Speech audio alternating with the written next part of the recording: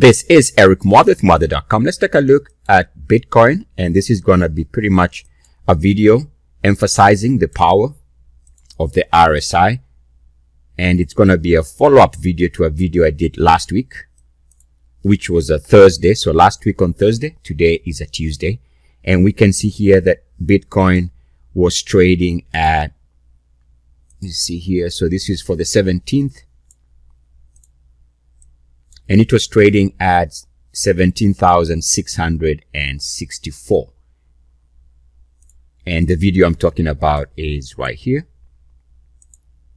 So as a follow-up, quick follow-up, I want to discuss where it's trading right now. And again, the power and the magic number of 69.1. So as we can see on the daily, this is where Bitcoin was trading last week when I made that video, emphasizing the power of RSI 69.1. And we can see right now it is continuing to push higher, and this should be the case. It should be stable to bullish as long as the RSI can defend the 69.1 threshold. As you can see here, it's been above 69.1 since about somewhere there at 12,000. This is the daily. If we take a look at the weekly, the RSI continues also to trade above 69.1. which is since this period here when it broke out. On the weekly, the RSI did manage to move above 69.1, as we can see there. And on the monthly, the RSI continues to hold above 69.1. So you have the monthly above 69.1, weekly above 69.1, and then we have the daily continuing to hold above 69.1. Now, this is a great lesson to appreciate the power of an instrument when it's trading above 69.1. The best thing is to let it ride. It's not going to really have a substantial drop until it drops back below 69.1. Keep in mind, if you're looking for the earliest sign of weakness, it's going to show up on the smaller time frames. Here we can see on the 4-hourly. Prices are making new highs on the 4-hourly, but we are seeing signs of a decline on the RSI.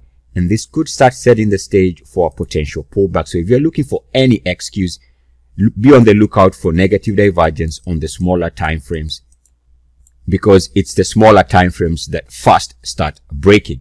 As I mentioned in the previous video, one of the things to be on the lookout for is don't expect a major plunge in the cryptos until the RSI lows line on the 4-hourly.